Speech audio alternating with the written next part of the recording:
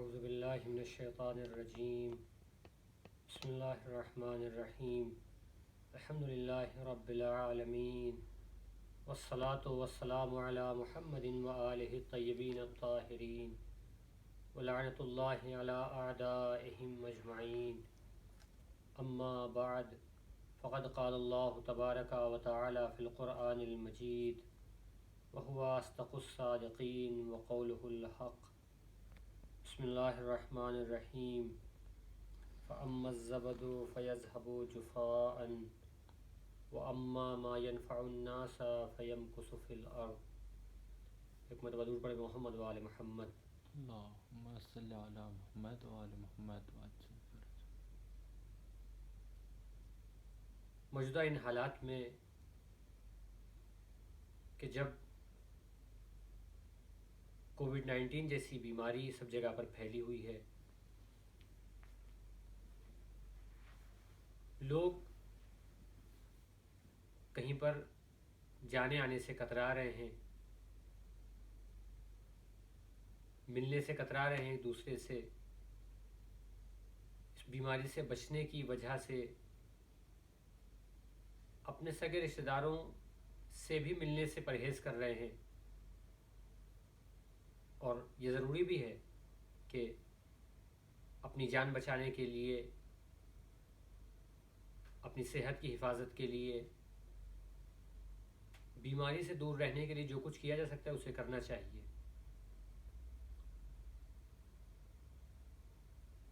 لیکن ایسے حالات میں کہ جب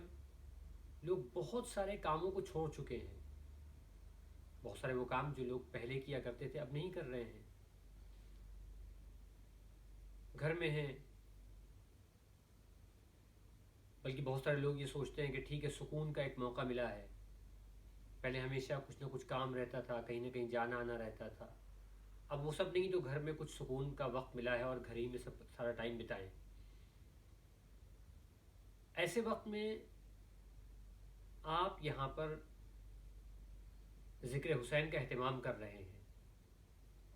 اور بہت ساری جگہوں پر ذکر حسین کا اہتمام ہو رہا ہے۔ آخر ایسا کیوں ہے؟ ایسے حالات میں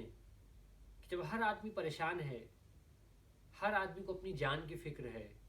ہر آدمی کو اپنی صحت کی فکر ہے، ایسے وقت میں بھی لوگ حسین کو کیوں نہیں بھول رہے ہیں؟ ذکر حسین کو کیوں نہیں بھول رہے ہیں؟ عزاداری کو کیوں نہیں بھول رہے ہیں؟ کیا ہے اس عزاداری میں، کیا ہے اس ذکر حسین میں جو یہ باقی ہے؟ اور ہمارے سامنے ابھی اس طرح کے حالات پیش آئے ہیں، لیکن ہم نے اپنی مجلسوں میں سنا ہے، ہماری کتابوں میں موجود ہے یہ باتیں، یہ واقعات، کہ عزاداری اس سے کہیں زیادہ سخت حالات میں جاری رہی ہے۔ ابھی ان حالات میں ہمارے سامنے بہت ساری مشکلات ہیں، لیکن کوئی ہمیں عزاداری کرنے پر گرفتار نہیں کر رہا ہے، کسی کو جیل میں نہیں ڈالا جا رہا ہے،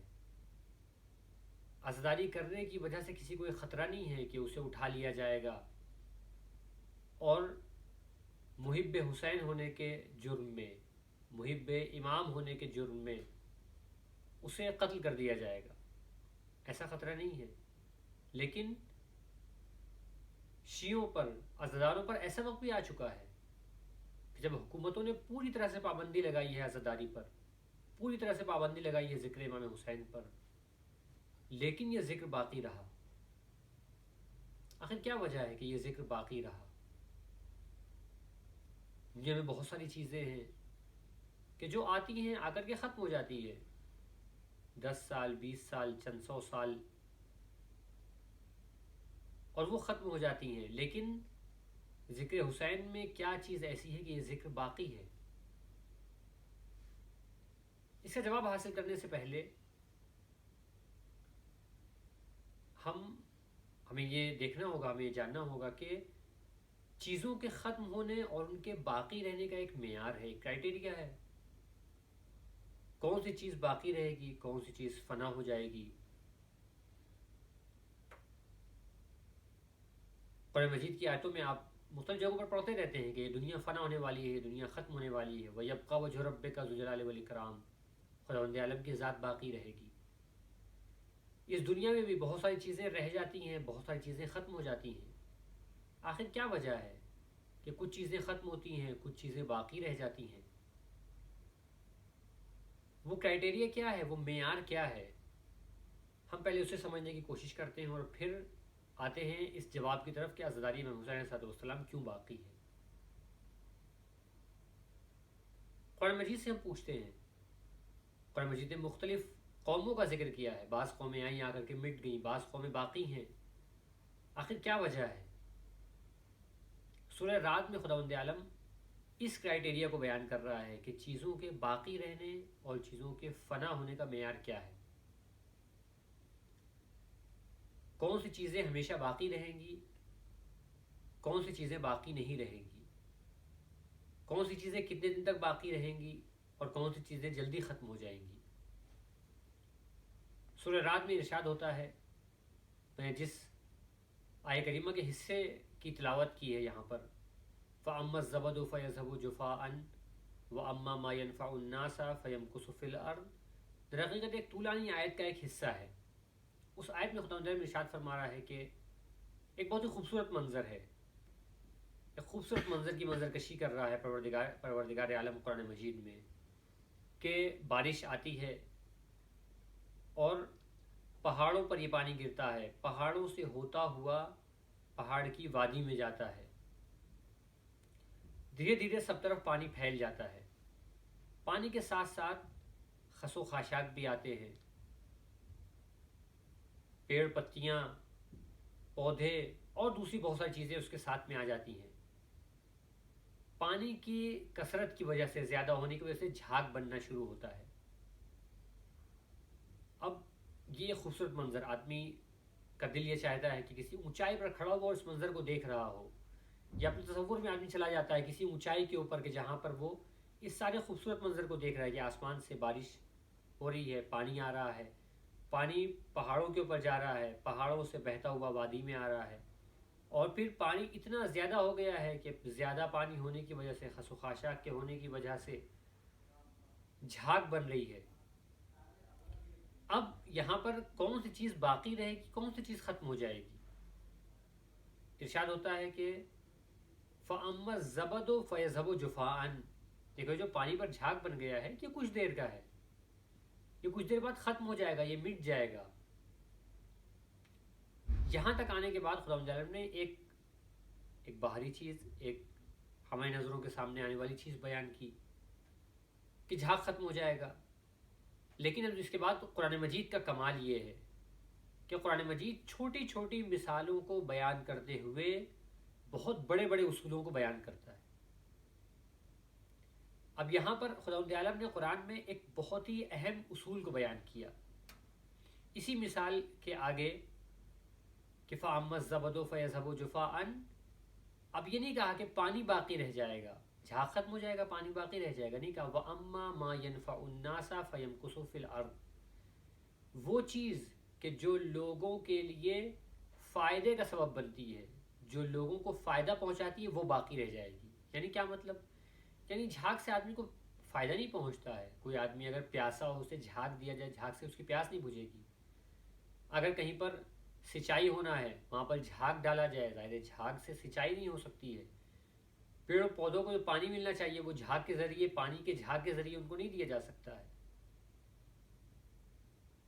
لیکن پانی کے ذریعے سارے کام ہو سکتے ہیں، پانی کے ذریعے انسان کی پیاس بجھ سکتی ہے، پانی کے ذریعے سچائی ہو سکتی ہے، پانی کے ذریعے اور نہ جانے دسیوں کتنے کام ہو سکتے ہیں۔ تو پانی اور جھاگ کا فرق یہ ہے کہ جھاگ لوگوں کے لیے فائدہ مند نہیں ہے، پانی لوگوں کے لیے فائدہ مند ہے۔ لیکن خدا نے یہاں پر یہ نہیں کہا ہے کہ جھاگ ختم ہو جائے گا پانی باقی رہ جائے گا، نہیں، یہ تو ہم سب دیکھتے ہیں اپنی زندگی میں۔ خدا عالم یہاں پر اس مثال کو بیان کرنے کے ساتھ ساتھ قانون بیان کرنا چاہ رہا ہے، اس لیے کہ نہیں کہتا ہے کہ پانی باقی رہ جائے گا، کہتا ہے وَأَمَّا مَا يَنْفَعُ النَّاسَ فَيَمْكُثُ فِي الْأَرْضِ، جو چیز لوگوں کو فائدہ پہنچانے والی ہے وہ باقی رہ جائے گی۔ گویا یہاں پر اس مثال کے ذریعے قانون بیان کر دیا، ایک رول بیان کر دیا، فطرت کا، قدرت کا، نیچر کا ایک رول بیان کر دیا کہ دیکھو اس کائنات میں، اس نیچر میں یہاں بہت ساری چیزیں آئیں گی، بہت ساری چیزوں میں ٹکراؤ ہوگا رہنے کے لیے، ایک دوسرے کو ختم کرنا چاہے گی، لیکن باقی کون رہ جائے گا؟ باقی وہ رہے گا وَأَمَّا مَا يَنْفَعُ النَّاسِ، کہ جو لوگوں کو فائدہ پہنچائے گا وہی باقی رہے گا۔ اب اگر ہمارے سامنے یہ سوال ہے کہ 1400 سال سے زیادہ کا زمانہ ہو گیا، عزاداری کیوں باقی ہے؟ ذکر امام حسین کیوں باقی ہے؟ ہمیں اس کا جواب اس آیت سے ملتا ہے کہ اتنی مخالفتوں کے باوجود، اتنی مسائل، اتنی مشکلات ہونے کے باوجود بھی ذکر حسین کیوں باقی ہے؟ آیت کہتی ہے کہ وَأَمَّا مَا يَنْفَعُ النَّاسَ فَيَمْكُثُ فِي الْأَرْضِ۔ دیکھو، عزاداری وہ ہے، ذکر حسین وہ ہے کہ جو لوگوں کو فائدہ پہنچا رہا ہے، کائنات کو فائدہ پہنچا رہا ہے۔ چونکہ کائنات کو فائدہ پہنچا رہا ہے لہٰذا فَيَمْكُثُ فِي الْأَرْضِ، یہ باقی رہنے والا ہے اور یہ ہمیشہ باقی رہے گا۔ مدعو محمد وعلی محمد پر اللہم صلی علی محمد وعلی محمد وعجل فرجہ۔ تو آیہ کریمہ نے اس معیار کو بیان کیا، اس کرائٹیریا کو بیان کیا کہ جو فائدہ پہنچائے گا وہ باقی رہے گا۔ اب ہو سکتا ہے یہاں پر کوئی سوال کرے کہ دیکھیے بہت ساری اور بھی چیزیں ہیں کہ جو باطل ہیں، جو غلط ہیں، لیکن وہ بھی چند سال باقی رہ جاتی ہیں۔ ہو سکتا ہے کچھ چیزیں چند 100 سال بھی باقی رہ جائیں، آخر ایسی کیا وجہ ہے؟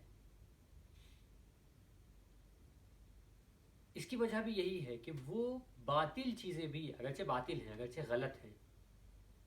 لیکن کہیں نہ کہیں کسی نہ کسی طرح سے وہ انسان کی کسی ضرورت کو پوری کر رہی ہوتی ہے، انسان کے لیے مفید ہو رہی ہوتی ہیں، لہٰذا وہ باقی رہ جاتی ہے۔ میں یہاں پر اس سے زیادہ اس بات کی وضاحت نہیں کر سکتا ہوں، یہ اپنے آپ میں اہم سوال ہے، لیکن اس مجلس میں اس سے زیادہ کی گنجائش نہیں ہے کہ میں اس کا جواب دوں کہ باقی چیزیں کیوں باقی رہ جاتی ہیں۔ چند سال ہی صحیح، 10 سال، 20 سال، 50 سال، 100 سال، 150، 200 سال ہی کیوں باقی رہ جاتی ہیں؟ وہ کیوں باقی رہ جاتی ہیں چند سال، اور ذکر امام حسین ہمیشہ کیوں باقی رہا اور باقی رہے گا؟ کیونکہ عزاداری مفید ہے، اس کائنات کے لیے مفید ہے، اس کائنات کے لیے فائدہ مند ہے۔ کیا فائدہ پہنچایا عزاداری نے؟ عزاداری کیوں مفید ہے؟ ذکر امام حسین کیا چیز دے رہا ہے اس کائنات کو کہ یہ ذکر باقی رہے گا اور ابھی تک باقی رہا ہے؟ ایسے حالات میں، اس بیماری کے حالات میں بھی لوگ کسی بھی طرح سے کتنی بھی مشکلات برداشت کر کے چاہ رہے ہیں کہ اس ذکر کو باقی رکھیں، اس ذکر کو سنیں، اس کے لیے اپنا وقت دیں۔ محرم آتے ہی ہمارے اندر تبدیلی آنا شروع ہو جاتی ہے، ہمارے روٹین میں، ہمارے سونے جاگنے کے وقت میں، ہمارے کھانا کھانے کے وقت میں، ہر کام میں ہمارے روٹین میں تبدیلی آنا شروع ہو جاتی ہے، کیونکہ عام دن میں ہم نہیں لانا چاہتے تبدیلی، لیکن ذکر حسین آتا ہے تو ہم یہ تبدیلی لانے لگتے ہیں۔ تو یہ ذکر جو باقی ہے ہمارے اوپر اتنا اثر انداز ہے۔ قرآن مجید کا اعلان یہ ہے کہ وَأَمَّا مَا يَنْفَعُ النَّاسَ فَيَمْكُثُ فِي الْأَرْضِ ہے، یہ چونکہ لوگوں کو فائدہ پہنچا رہا ہے لہٰذا باقی ہے۔ ہم دیکھیں فائدہ کیا پہنچایا ذکر حسین نے، عزاداری نے لوگوں کو کیا فائدہ پہنچایا؟ دیکھیے ایک فائدہ اس کا یہ ہو سکتا ہے، بہت سارے فائدے گنائے جا سکتے ہیں یہاں پر، میں صرف چند فائدے یہاں پر آپ کے سامنے بیان کر سکتا ہوں۔ ایک فائدہ یہ ہو سکتا ہے کہ عزاداری نے، ذکر امام حسین علیہ السلام نے، کربلا نے لوگوں کو اس حقیقت کی طرف متوجہ رکھا ہے کہ دیکھو صرف یہی ظاہری کائنات نہیں ہے تمہارے سامنے، صرف یہی زندگی نہیں ہے جس کے لیے دوڑ بھاگ کرتے ہو، صرف یہی زندگی نہیں ہے جس کی چمک دمک تمہیں پریشان کیے رہتی ہے، نہیں صرف یہی نہیں ہے بلکہ اس کے بعد بھی ایک زندگی ہے، ایک خوبصورت زندگی ہے، وہ زندگی اتنی خوبصورت ہے، اتنی عظیم ہے کہ اس کے لیے آدمی یہ زندگی کو فنا کر سکتا ہے، زندگی کو قربان کر سکتا ہے، اپنی جان کی بھی قربانی دے سکتا ہے۔ آپ دیکھیں دنیا میں بہت سارے لوگ ہوتے ہیں، چونکہ ہمارا رابطہ ذکر امام حسین سے ہے، چونکہ ہمارا رابطہ کربلا سے ہے، چونکہ ہمارا رابطہ قرآن مجید سے ہے، ہمارا رابطہ پیغمبر اکرم مولا کائنات صدیقہ طاہرہ سے ہے علیہ الصلوۃ والسلام، ان ساری شخصیتوں سے ہے، لہذا میں اندازہ نہیں ہوتا ہے اس چیز کا کہ دنیا میں جن کے پاس یہ کردار نہیں ہے، یہ تذکرہ نہیں ہے، انہیں کبھی کبھی کتنا زیادہ اس زندگی سے تھکن کا احساس ہوتا ہے کہ یہ زندگی کیسی ہے ہماری، کہ صبح اٹھتے ہیں، جلدی جلدی تیار ہوئے آفس کے لیے، آفس گئے، وہاں پر محنت کر کے واپس آئے، کھانا کھایا، گھر میں بھائی بہنوں کے ساتھ میں، ماں باپ کے ساتھ میں، بیوی بچوں کے ساتھ میں ہنسے بولے، اور رات میں پھر سو گئے تھک کے، صبح اٹھے پھر یہی روٹین، اگلے دن پھر یہی روٹین۔ آخر یہ زندگی کیا ہے؟ یعنی زندگی ہماری کچھ اور نہیں ہے، ہماری زندگی میں کچھ اور نہیں آ سکتا ہے، کوئی اور بڑا مقصد نہیں ہے زندگی کا۔ بہت سارے لوگ یہ سوچتے ہیں دنیا میں، ایک تعداد ایسی بھی ہے کہ جو اس سے اتنا زیادہ پریشان ہوتی ہے کہ خودکشی تک کے کر لیتی ہے۔ دنیا میں سوسائڈ کرنے والوں کی ایک تعداد ایسی ہے جو اس طرح کی باتوں کو سوچ کر کے سوسائڈ کر لیتی ہے کہ بس اب بہت جی چکے، اب بہت یہ زندگی گزار لی ہم نے، کہ جہاں پر ہماری زندگی میں کچھ اور نہیں ہے، بس یہی ہے کہ ہم صبح اٹھیں، محنت کریں، آفس جائیں، دکان پر جائیں، جاب پر جائیں، کام پر جائیں، واپس آئیں، تھکیں ہاریں، کھانا کھائیں، سو جائیں۔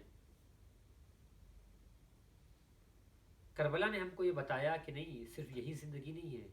بلکہ اس سے بھی زیادہ خوبصورت زندگی موجود ہے، اس سے بھی زیادہ خوبصورت کائنات موجود ہے، ایک ایسی کائنات جس کے لیے انسان قربان تک کے ہو سکتا ہے۔ ایک مشہور شاعر نے کہا تھا کہ سجدوں سے کھینچتا ہے جو مسجود کی طرف، تنہا جو ایک اشارہ ہے معبود کی طرف۔ یعنی حسین اپنے سجدوں سے مسجود یعنی خداوند عالم کی طرف کھینچ رہے ہیں۔ حسین کی ذات، حسین کا سجدہ عام لوگ آ کر کے بیان کریں کہ ایک آخرت ہے، ایک جگہ ہم کو جانا ہے، ہمیں وہاں کے لیے نیک اعمال انجام دینا چاہیے، ہمارا حساب و کتاب ہوگا، ایک اور دنیا بھی ہے، لوگوں کے لیے آ کر کے ثابت کرے، لوگوں کے لیے شاید ماننا تھوڑا سا مشکل ہو۔ لیکن جب آدمی یہ دیکھتا ہے کہ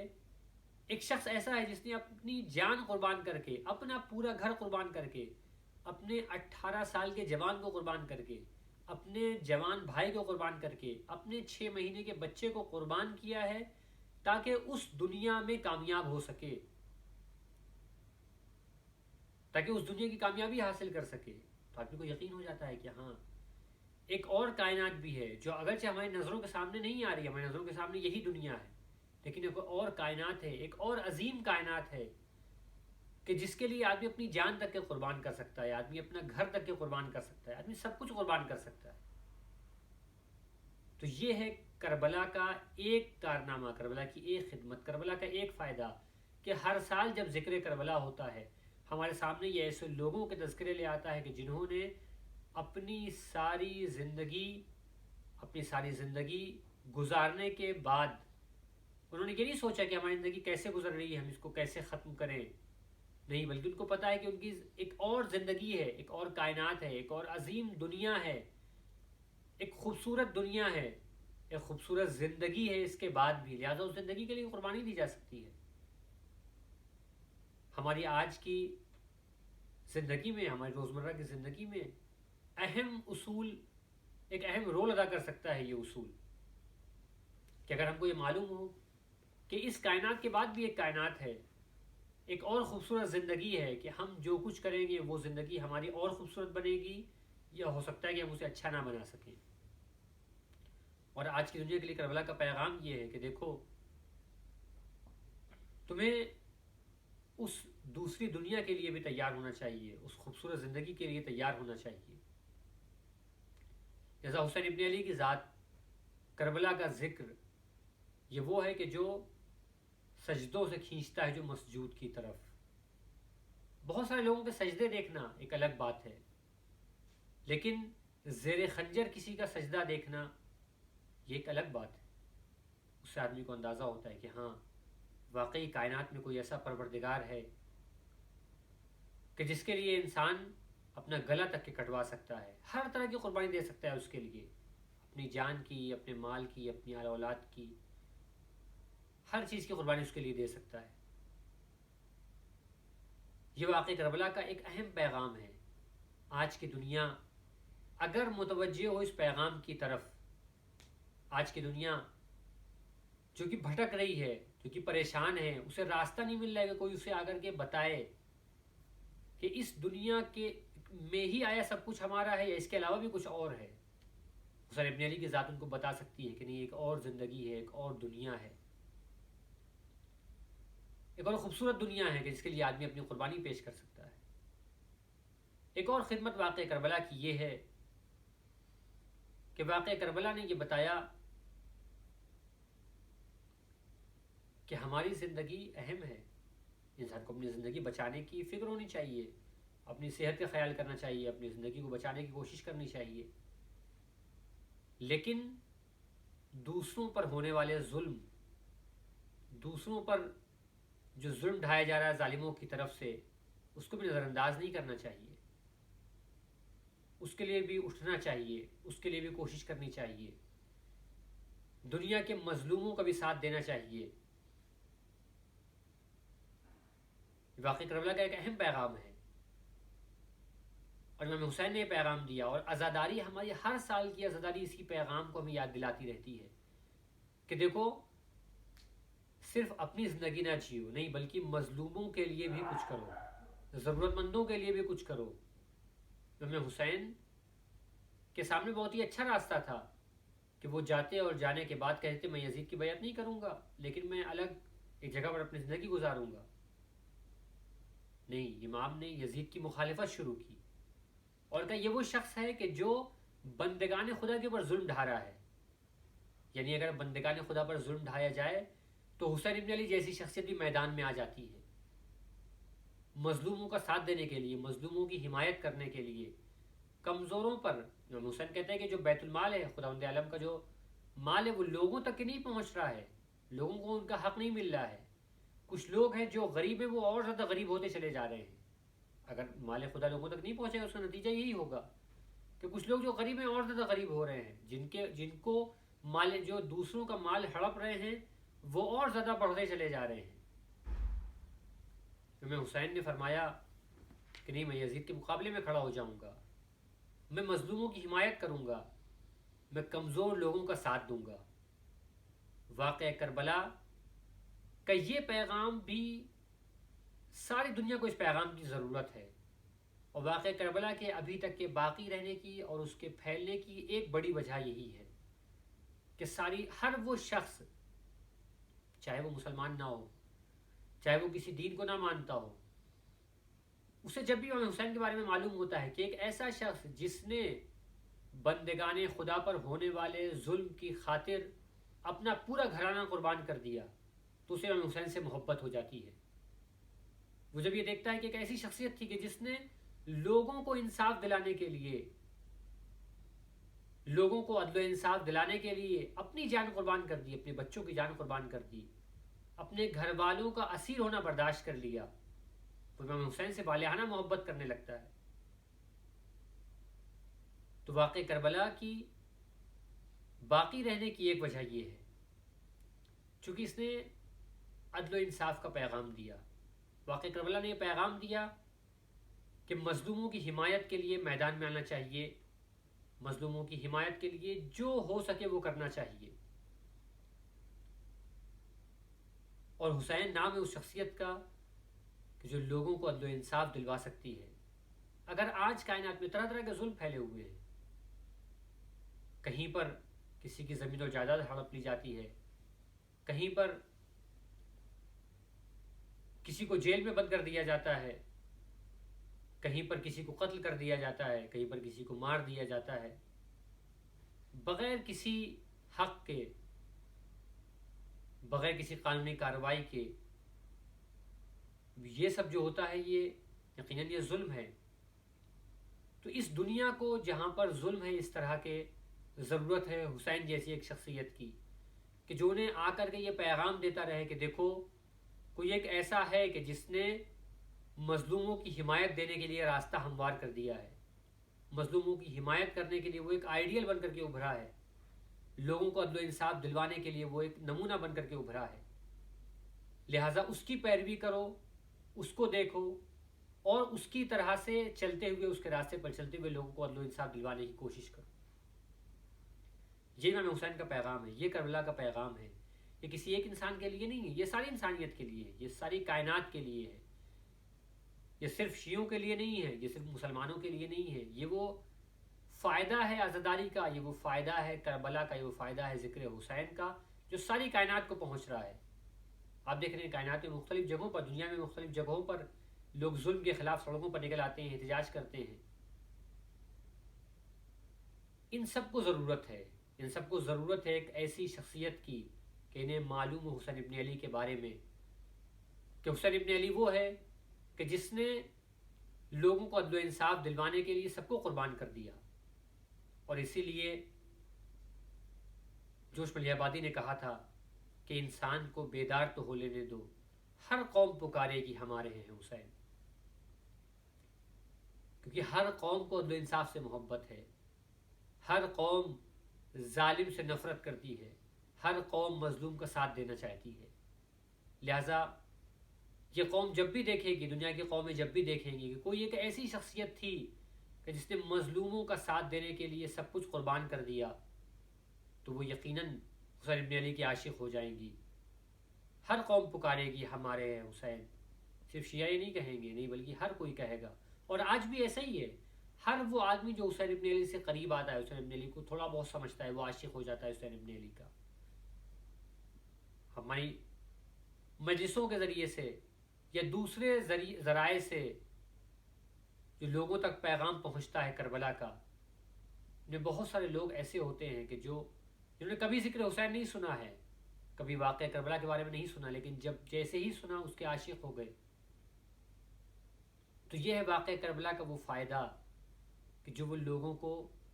پہنچا رہا ہے۔ وَأَمَّا مَا يَنْفَعُ النَّاسَ فَيَمْكُثُ فِي الْأَرْضِ۔ لہٰذا چونکہ اس سوال کا جواب،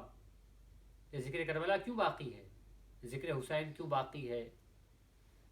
عزاداری کیوں باقی ہے، اس کا حقیقی جواب یہی ہے کہ واقعہ کربلا جس طرح سے لوگوں کو فائدہ پہنچا رہا ہے، اور دن بدن فائدہ پہنچانے کا دائرہ بڑھتا جا رہا ہے، یہ تعداد بڑھتی جا رہی ہے کربلا سے فائدہ اٹھانے والوں کی۔ جیسے جیسے یہ تعداد بڑھتی چلی جائے گی، جیسے جیسے زیادہ فائدہ پہنچاتا چلا جائے گا واقعہ کربلا لوگوں کو، ویسے ویسے ہم کو اس سوال کا جواب ملتا چلا جائے گا کہ یہ واقعہ کیوں باقی ہے، یہ عزاداری کیوں باقی ہے، یہ ذکر کیوں باقی ہے، کیونکہ یہ لوگوں کے لیے مفید ہے، لوگوں کو وہ فائدہ پہنچا رہا ہے جو دوسری چیزیں نہیں پہنچا سکتی ہیں۔ آپ کی خدمت میں عرض کیا کہ ہو سکتا ہے لوگ آ کر کے دلیل دے کے ایک دوسری کائنات بھی ہے، ایک قیامت بھی ہے، بہت کچھ ہے، لیکن شاید آدمی کے دل کو اتنا اطمینان نہ ہو۔ لیکن اس وقت حقیقی اطمینان پیدا ہوتا ہے جب دیکھتا ہے کہ نہیں، ایک ایسا شخص ہے جس نے اس کائنات کے لیے، اس خدا کی خاطر جسے ہم سب دیکھ بھی نہیں رہے ہیں، اس کی خاطر اپنا سب کچھ قربان کر دیا۔ اس کو دیکھ کر کے آدمی اس خدا تک پہنچتا ہے۔ اور یہی وجہ ہے کہ ہم ایام عزا میں جب بھی مجلسوں پر میں آتے ہیں، فرش عزا پر بیٹھتے ہیں، ہم خود کو پہلے سے زیادہ خدا سے قریب محسوس کرتے ہیں، کیونکہ حسین کی ذات وہ ہے کہ سجدوں سے کھینچتا ہے جو مسجود کی طرف۔ یہ اپنے سجدے کے ذریعے سے حسین ابن علی نے اپنی نماز کے ذریعے سے اپنا گلا کٹوا کر کے لوگوں کو خدا کی جانب متوجہ کر دیا ہے۔ اور جو خدا کی جانب متوجہ کر دے لوگوں کو، خدا اس کے بارے میں کہتا ہے کہ یہ سار اللہ ہے، یہ خدا کا خون ہے۔ حسین کے لیے یہ لفظ ہے، ہماری زیارتوں میں یہ لفظ ملتا ہے، ہماری روایتوں میں یہ لفظ ہے، سار اللہ، حسین خدا کا خون ہے۔ گویا خدا ہے، گویا خدا کا خون بہایا گیا میدان کربلا میں امام حسین صلی اللہ علیہ وسلم کی صورت میں، اور خود خدا اس خون کا انتقام لے گا، خود خدا اس خون کے ذکر کو، اس کی یاد کو باقی رکھے گا۔ وَيَبْقَى وَجْهُ رَبِّكَ ذُو الْجَلَالِ وَالْإِكْرَامِ، اور پروردگار کی ہی ذات کو باقی رہنا ہے۔ لہٰذا اگر حسین نے قربانی دے کر کے خود کو ذات الہی سے وابستہ کر دیا ہے، تو پھر اب حسین کی ذات ہمیشہ کے لیے باقی رہے گی، حسین ہمیشہ کے لیے باقی رہیں گے۔ اور عزیزوں، واقعہ کربلا کا ایک پیغام ہمارے لیے بھی یہ ہے کہ اگر ہم باقی رہنا چاہتے ہیں اس کائنات میں، اس دنیا میں، اس ملک میں، اپنے اس شہر میں، تو ہمیں بھی قرآن کی اس آیت پر، کربلا کے اس پیغام پر عمل کرنا ہوگا کہ وَأَمَّا مَا يَنْفَعُ النَّاسَ فَيَمْكُثُ فِي الْأَرْضِ۔ کوئی ہمیں مٹا نہیں سکتا، کوئی ہمیں ختم نہیں کر سکتا، اگر ہم لوگوں کو فائدہ پہنچائیں، وہ فائدہ جس طرح سے کربلا نے لوگوں کو پہنچایا ہے کہ لوگوں کو خدا کی جانب متوجہ کیا ہے، لوگوں کو آخرت کی جانب متوجہ کیا ہے، مظلوموں کا ساتھ دیا ہے تاکہ مظلوم ظالموں کے خوف سے دور رہ کر کے زندگی گزار سکے، کوئی ہو کہ جو آئیڈیل بن سکے مظلوموں کی حمایت کرنے کے لیے۔ اگر ہم بھی لوگوں کو فائدہ پہنچائیں، جس فیلڈ میں، جس طرح سے بھی، جیسے بھی ہمارے لیے ممکن ہو، ہم کسی ضرورت مند کی ضرورت کو پورا کریں، کسی مظلوم کی حمایت کریں، کسی ظالم کے مقابلے میں مظلوم کا ساتھ دیں، عمل سے، چاہے زبان سے، چاہے دل سے، کسی بھی طرح سے،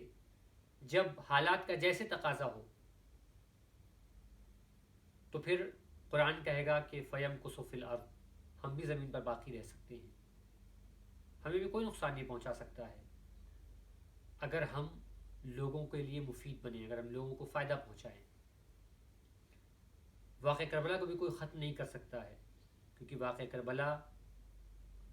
لوگوں کے لیے مفید ہے، لوگوں کے لیے فائدہ مند ہے، اور اس کا پیغام یہ ہے کہ جو بھی ہم سے وابستہ ہو گیا وہ باقی رہ جائے گا۔ لہٰذا اگر ہم نے خود کو کربلا سے وابستہ کر دیا، جس طرح کربلا لوگوں کو فائدہ پہنچا رہی ہے، اگر ہم نے بھی کربلا سے وابستہ ہو کر کے لوگوں کو فائدہ پہنچایا تو پھر ہم بھی باقی رہیں گے۔ اور اس کی ایک عظیم مثال ہے کربلا کے صحابی،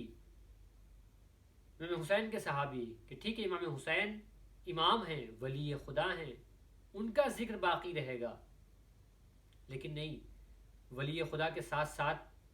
حور کا بھی ذکر باقی رہے گا، حبیب بن مظاہر کا بھی ذکر باقی رہے گا، زہیر ابن قین کا بھی ذکر باقی رہے گا، مسلم ابن اوسجہ کا ذکر بھی باقی رہے گا، وہب کا ذکر بھی باقی رہے گا۔ کیوں؟ کیونکہ ان سب نے خود کو حسین سے وابستہ کر دیا ہے، ان سب نے خود کو حسین کی ذات میں فنا کر دیا ہے، ان کی زندگی کا مقصد وہی تھا کہ جو حسین کی زندگی کا مقصد تھا، لہٰذا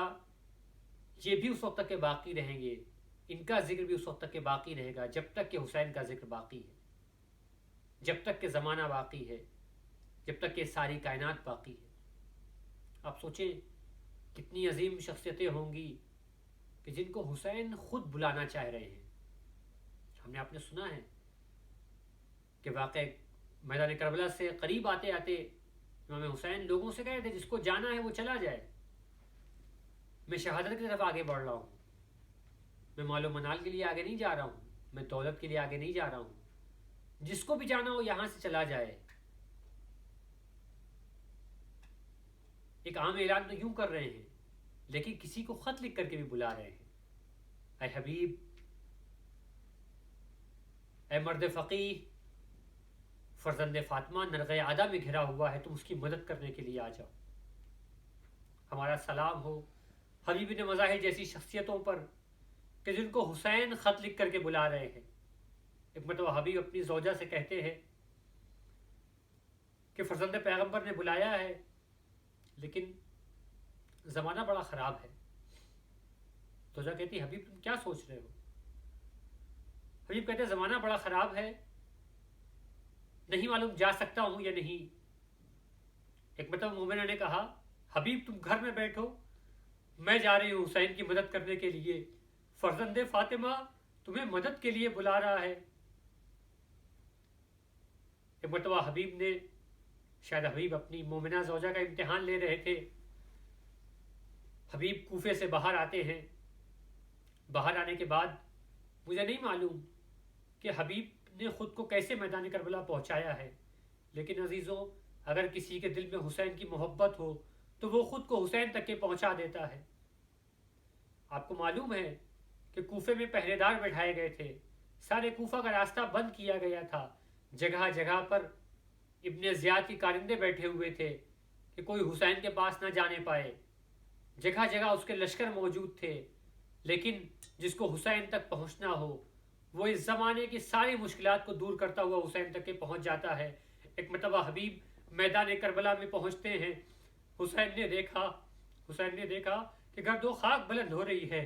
کہا اے علی اکبر، اے عباس، آگے بڑھو، میرے بچپن کا دوست آ رہا ہے۔ اے حبیب کتنے خوش نصیب ہو کہ حسین اپنے عباس کو، اپنے علی اکبر کو تمہارے استقبال کے لیے بھیج رہے ہیں۔ ایک مرتبہ حبیب میدان کربلا میں آئے، حسین کے پاس آئے، گلے لگ گئے۔ نہیں معلوم بچپن کا بچھڑا ہوا دوست ایسے موقع پر آ کر کے مل رہا ہے جب یہ معلوم ہے کہ چند لمحوں سے زیادہ زندگی نہیں ہے۔ ایک مرتبہ فضا آگے آئی اور آ کر کے زینب سے کہا، اے بہن زینب، محسوس یہ ہو رہا ہے کہ کوئی حسین سے ملنے کے لیے آیا ہے۔ کہا جا کر کے معلوم کرو کون آیا ہے۔ کہا حبیب آئے ہیں۔ ایک مرتبہ زینب نے کہا جا کر کے حبیب کو میرا سلام کہہ دینا۔ فضا نے حبیب کو سلام کہا۔ ایک مرتبہ حبیب زمین پر بیٹھ گئے اور سر پر خاک ڈالنے لگے۔ ہائے رے کیسی غربت آ گئی ہے،